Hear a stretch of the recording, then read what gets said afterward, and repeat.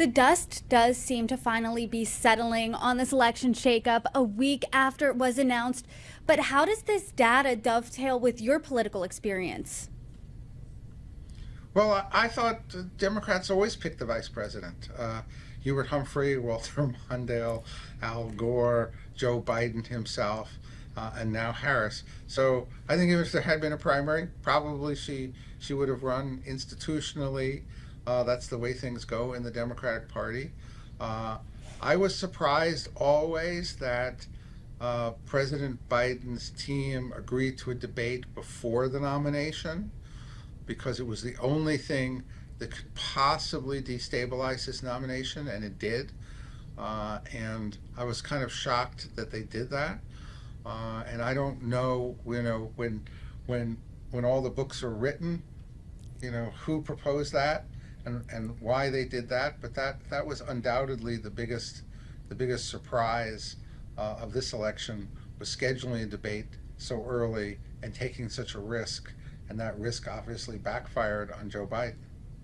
So, as we look at all these numbers, has everything we've known about this race so far fundamentally changed now that Harris is the likely nominee, or has it just reset to maybe June 26th and that pre debate time?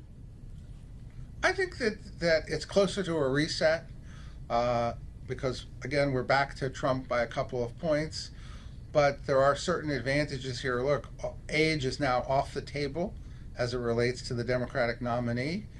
What about experience? Is experience on the table? Does she have the experience and understanding in foreign affairs to be president?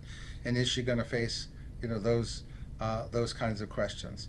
The black vote that seemed to be slipping away, I think that's going to be consolidated.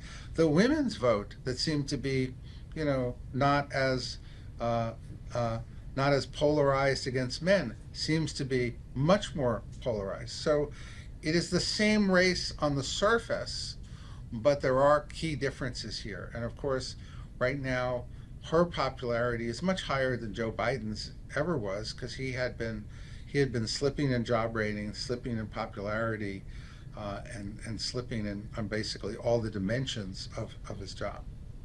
And do you think that that popularity is, she'll be able to continue that as we get to the convention and as we get to a vice presidential pick? Will she be able to continue that till November? Uh, Look, I think that's kind of what we used to call the $64,000 question, which is, can she continue to surf up, or is she going to hit a ceiling here, having brought back together what was the core Biden vote, that kind of runs out with a lot of people who are unhappy with their economy, unhappy with the Biden administration, and what had happened was that they had fallen well below that ceiling because so many people thought Biden did such a bad job in the debate. So many Democrats had already defected. The easy votes have come back. Does it become much harder for her to gain points beyond that?